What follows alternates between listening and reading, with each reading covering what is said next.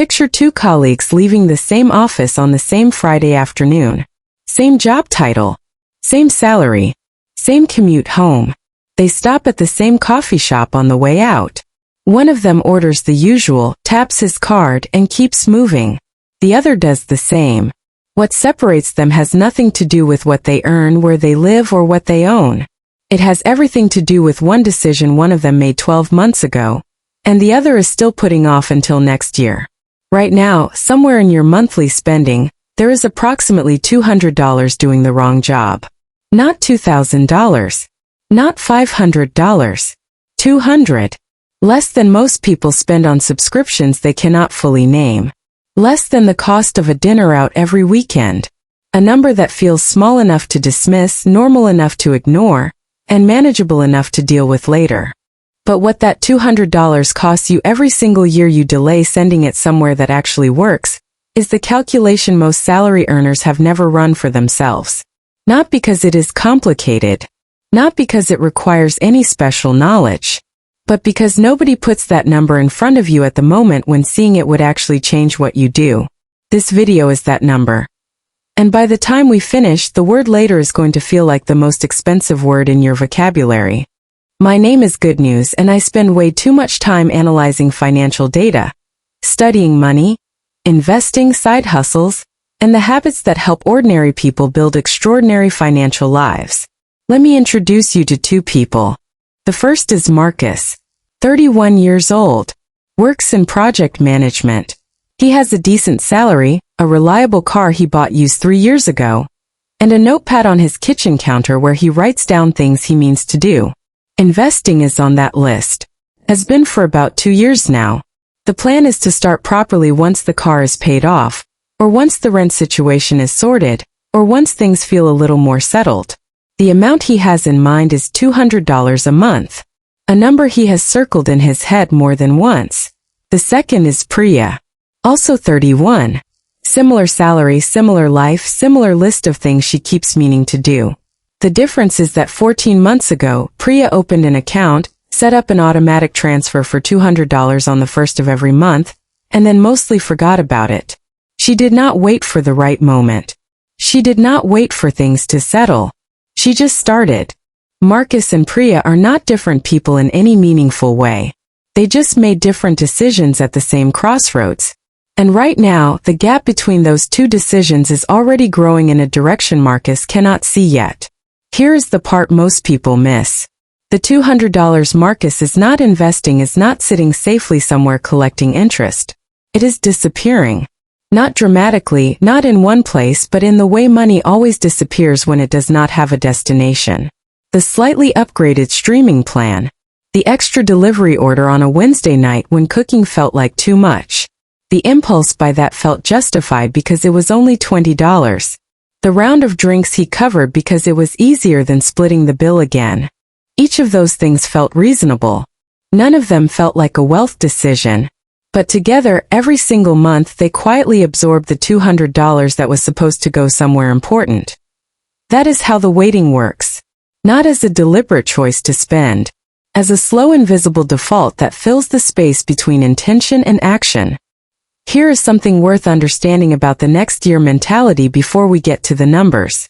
Nobody who says next year thinks they are making a financial mistake. They think they are being sensible. They think they are waiting until the timing is right, the budget is cleaner, the situation is less complicated. The intention is completely genuine.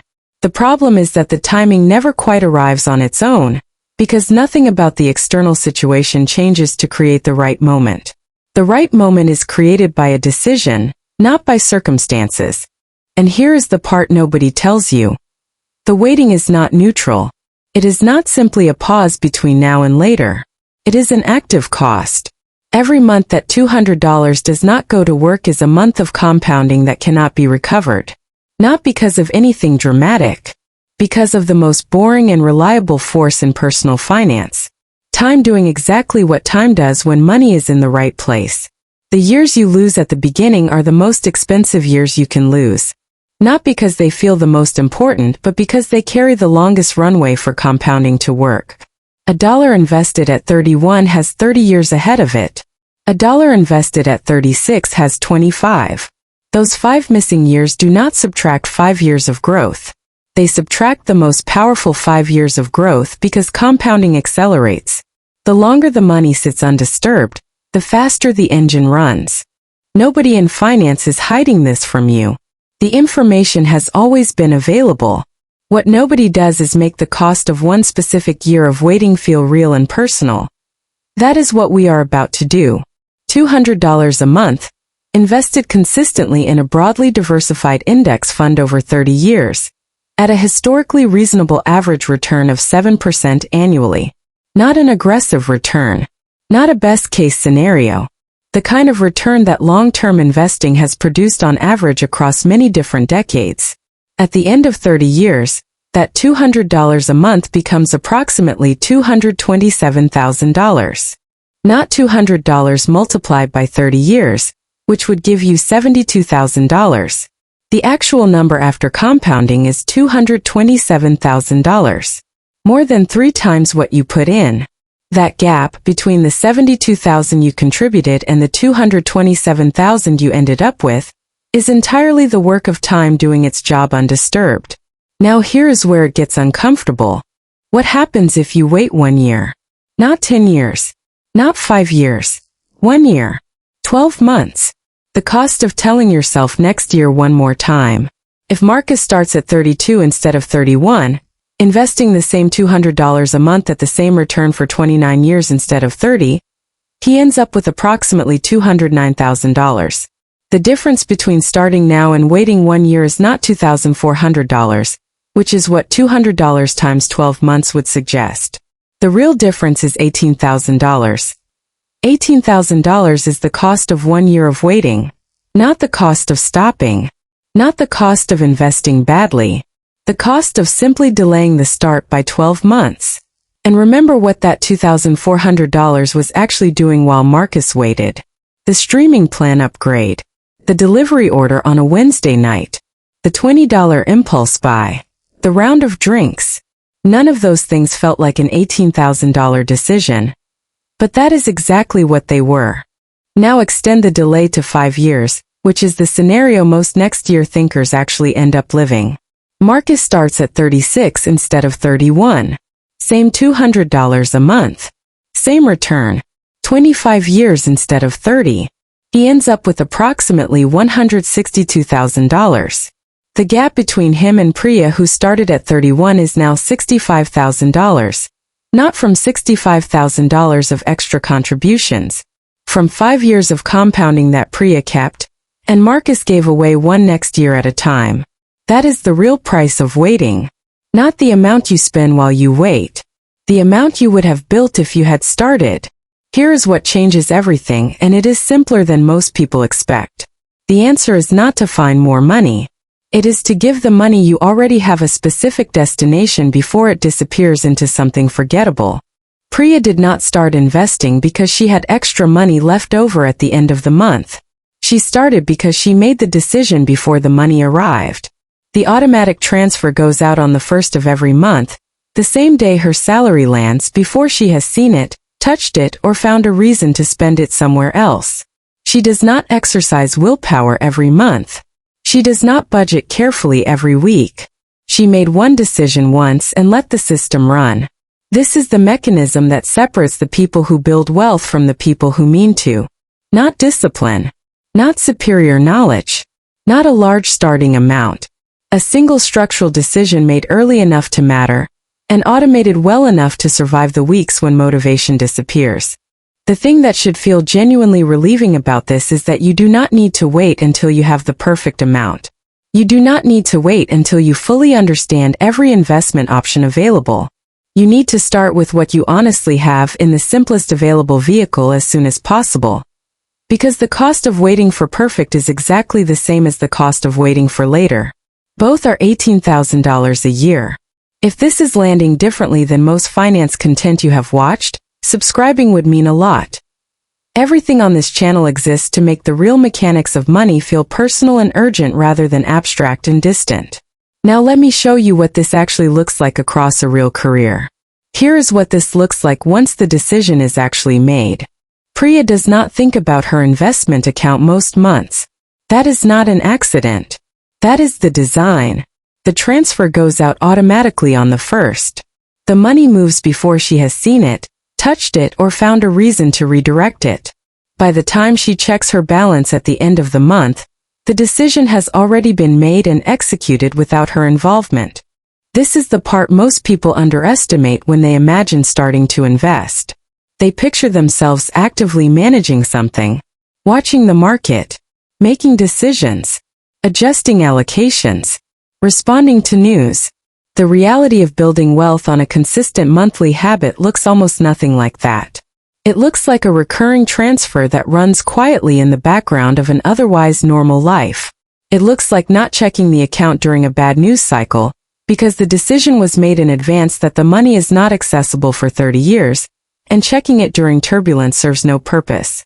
It looks from the outside exactly like doing nothing, which is precisely why it works. The wealthiest people most salary earners will ever meet do not look like they are doing anything complicated with their money. They usually are not. What they did was make one clear structural decision early enough for time to do the heavy lifting, and then they protected that decision from the constant noise of reasons to change it. Priya is not a financial expert. She is not watching charts or timing her contributions around market conditions. She is simply someone who decided once, set it up once, and then got out of the way. The compounding does not need her help. It needs her patience. And that patience, that specific quiet discipline of leaving the decision alone once it is made, is what the numbers we are about to look at are actually measuring. The numbers are one thing. What they produce in a real life is another. Take Curtis. Retired logistics manager. He drove the same dented gray pickup truck for 11 years, and never once upgraded his phone before it completely stopped working. He ate lunch from a container he brought from home almost every day for 30 years. His colleagues thought he was careful with money in the way people describe as slightly eccentric. What they did not know was that Curtis started investing $150 a month at 28. Not 200. Not 500. 150. He increased the amount gradually every time his salary grew, treating each raise not as permission to upgrade his lifestyle, but as an opportunity to widen the gap between what he earned and what he spent. By the time he retired at 62, that consistent uninterrupted habit had built a portfolio that stopped his colleagues cold when he eventually mentioned it. His secret was not a strategy, not a stock tip, not a windfall. It was starting before he felt ready, and not stopping when things got complicated. Now take Nadia. School administrator in her mid-30s when she started. She had a coffee thermos she refilled every morning rather than buying from the shop downstairs, a habit she had maintained for so long she barely noticed it anymore. She started at 26 with $100 a month because that was all she could genuinely afford without stress. When her salary increased, her investment amount increased with it. She never looked at her account during market downturns. Not because she was disciplined in some extraordinary way, because she had decided in advance that the money was not accessible until she was 60, and there was simply no reason to watch it. That single decision, not the amount, not the fund selection, not the timing of the market, is what let compounding do its full work undisturbed across more than 3 decades. What Curtis and Nadia both understood, and what Marcus is only beginning to see, is that the investment account is not a savings account with better returns. It is a different kind of decision. Once the money goes in with a clear intention, it stops being available for the next thing that feels urgent. That is not a sacrifice. That is the mechanism. The money only compounds when it is left alone long enough for compounding to matter. And the earlier that decision is made, the more compounding has to work with. The question is never how much. It is always when. Here is what I want you to do this week. Not next month. Not when things settle. This week. First, name the amount. Not the ideal amount. The honest amount. The number you could move automatically on your next payday without it creating genuine hardship. For some people that is $200. For some it is $50. For some it is $300. The exact number matters far less than picking one and treating it as non-negotiable.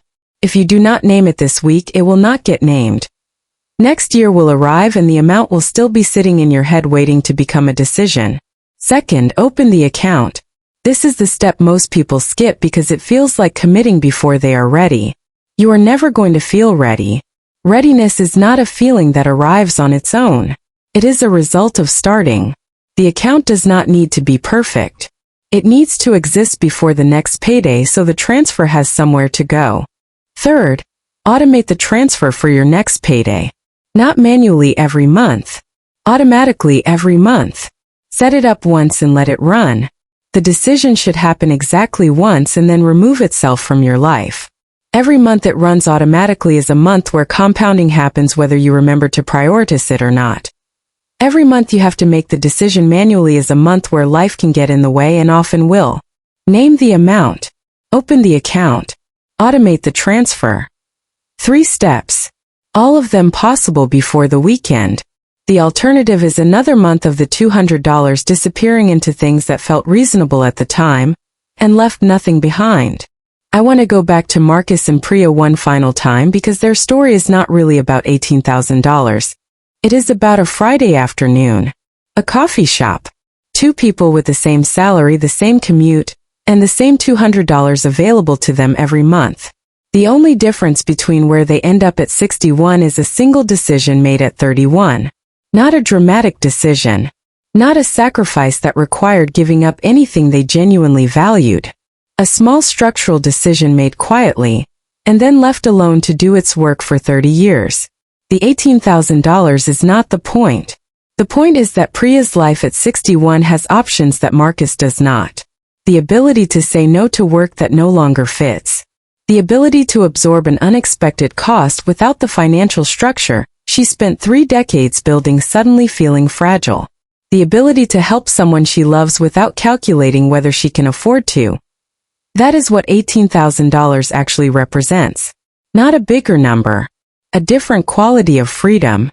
And the only thing that separates the person who has that freedom from the person who is still waiting for the right moment is whether they decided this year or next year. You are not a waiting non-investor anymore.